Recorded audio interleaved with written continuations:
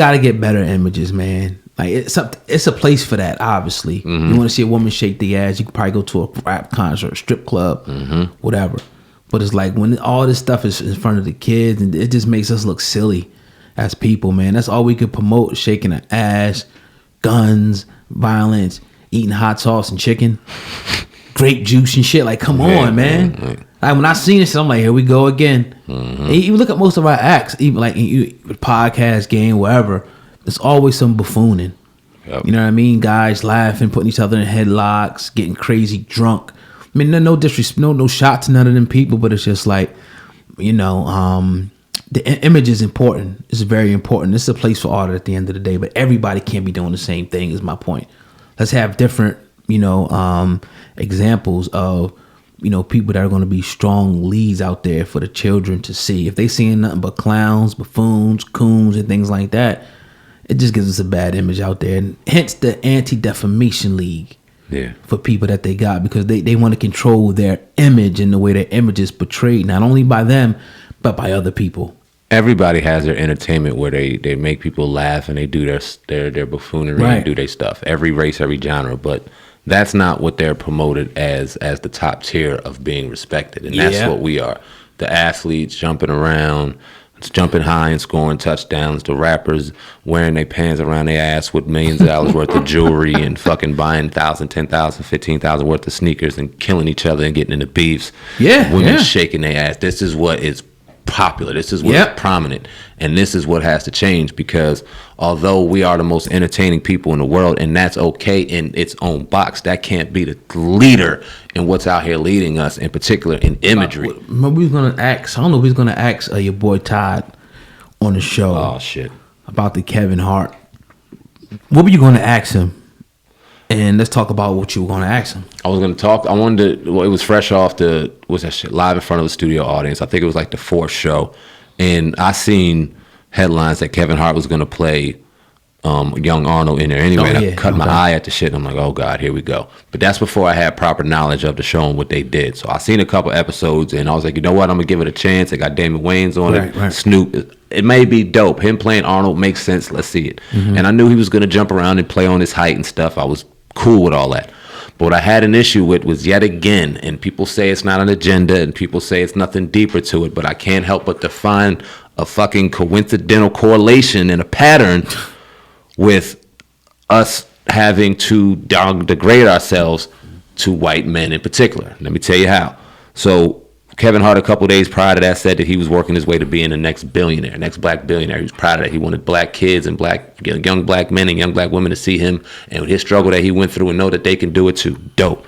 So why do you have this grown-ass man picking you up as another grown-ass man and walking you into a living room like a child, and then sitting on his lap like you're a child, like he's Santa Claus? You are a 40-something-year-old grown man with a son, couple sons, and a daughter. And I don't tell you how to raise nobody, nothing like that. But me as a dad, my son and my daughter can't see me sitting on a motherfucker's lap. It's something about that. It's powerful imagery in that. And for our next black billionaire to be sitting on this white man's lap just shows me and projects to me a level of power and hierarchy that still sits in Hollywood and still sits in this world. Facts. That they want us to know about. And we need to break that chain, man. It's over. Yeah, like you said, it's a lot of it's subconscious, but it's like almost like a dominating thing. Like they want to make sure, like, all right, yeah, you can do this and do this, but you still my bitch. That's what it seems like to me. I was trying to find a movie cover. I can't remember what movie it was, but it almost seems like it's a pattern for Kevin Hart.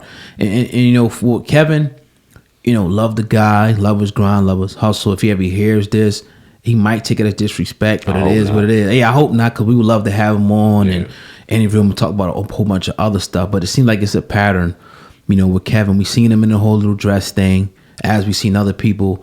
We seen him. I forget the one movie. You know, I seen the one commercial a long time ago with him and Shaq. You know what I mean? And Shaq had him behind the back, was going like this to him. We picked him up. I think Shaq was like acting like he was a cop or something like that. Picked him about the car. That probably disappeared. But all we're saying is that stuff goes deeper than just a moment in comedy. it goes deeper. It may not mean nothing to you, but it means something to the children, and it means something to the person who's writing that. I wish they would just hold themselves on a higher level. I wish Kevin Hart in that situation, like, look, I'm gonna play Arnold, I'm gonna do my thing. I like the role. I can't wait. I wanted to do it as a kid. But Walter Matthau, whatever this dude's name, I forgot his name, right, ain't picking me up and walking me. I'm a grown ass man. I'm about to be a billionaire. Y'all gonna show me a little more respect than that. But he went. I don't even know it, and it's not even fair for me to go. He went right along, but he played the hell out of that, and he sat on that lap and sat there like a baby, and he played it well. Are we looking at this too deep? Because you know you're gonna have the people like y'all tripping. It's just the role. It's just comedy. Y'all hating. Y'all would do it too if y'all got the money. He's straight. He's secure with himself. You're insecure. What about all that? What about that side of it? Yeah, fuck y'all. With all due respect. And this is why. If y'all say that every time we bring up another piece of information to prove that there may be something deeper. How many times have we got to prove it to y'all? And I'm not saying that there's an ultimate agenda for everybody, but damn, right after Kevin Hart says he's going to be a billionaire and there's something powerful in that, we see him on national TV being held, picked up, a grown man. Yes, he's short, but he's grown and he's powerful.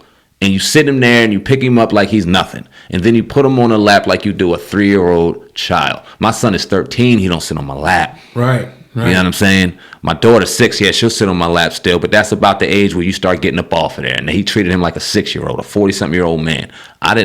Me personally, as a father and as a man, I'm not going to jump off the roof about it. It's been a couple of weeks now. We just talking about it now. So there's nothing we was going crazy over. But it has to be brought up, man. It has to be talked about. And we ain't bringing it up to Willis because Willis was on some weirdo shit. Yeah, that was.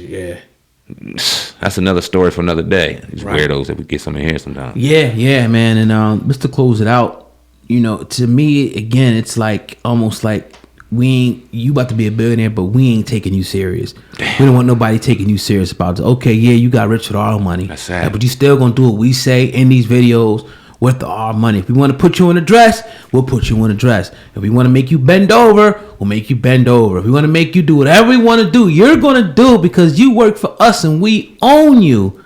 That's what I see when I see a Jamie Foxx. You know what I mean, in a dress. When I see a Martin Lawrence put on a dress, I don't see just a role in comedy because it's 100 million other things you can do that could be funny besides putting dude in a dress. I don't want to hear it. And don't come here and tell me about, you see white guys doing it. Right, yeah, exactly, right. You ain't going to see somebody of these people in it. You're going to see some of them. You got weirdos in every race. But it seems like most of them, we can go down to Shaquille. What's it, Larry? What's the basketball player? Larry Johnson, Grandmama. We can go all with Kevin Hart, Jamie Foxx. People was even talking about Cat Williams when he did something. I forgot what he did. Mm-hmm. You know what I mean? We can go all the way down the list. People we love, honestly. People we love. And that hurts to say. That's right. A fact, but it's the truth. Name how. All right, go back and look at the ones that didn't do it. And if they didn't do it, they probably gonna do it. Mm-hmm. That's just what it is. Sucks, man, and it's unfortunate. And we just want to get to the why. A lot of it's acting, yeah, but then you look at the highest grossing movies for a lot of these great, absolutely stunning actors, and Martin is one of our favorite actors of all time. Please make no mistake about it. But Big Mama's House is his highest acting role. No way. I know about 10 movies that I love way better than that. Right. You know what I'm saying? That maybe not got the same regard, but showed Martin in a higher light and showed him for the gift that he really is to this culture. But that's the one he got paid off of, so that's what people want to see. Oh, it's Big Mama. Oh, and then hey, baby. And then it's like, fuck.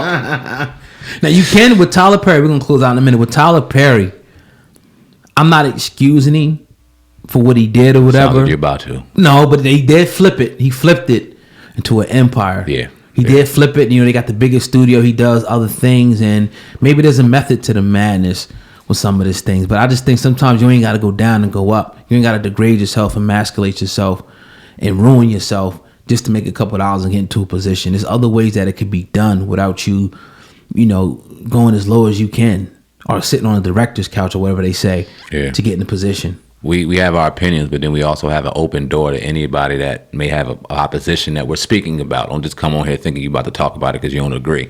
Anybody that we named and brought up can talk about it. You know what I mean? And please break it down because you're sitting in these rooms. You're sitting in these audition tables. You see the intent of some of these Hollywood producers. And if we tripping, then with all means, let us know. But if there's some truth to it. And the interesting part about it is it's been a nice, I say 55-45 split on it being something more that meets the eye from people that we've talked to, and this is the reason why we ask questions, because if you want to do some real research, you need to get more information than just 1 to 3. We've talked to numerous people in Hollywood. At least 20, 30 of them.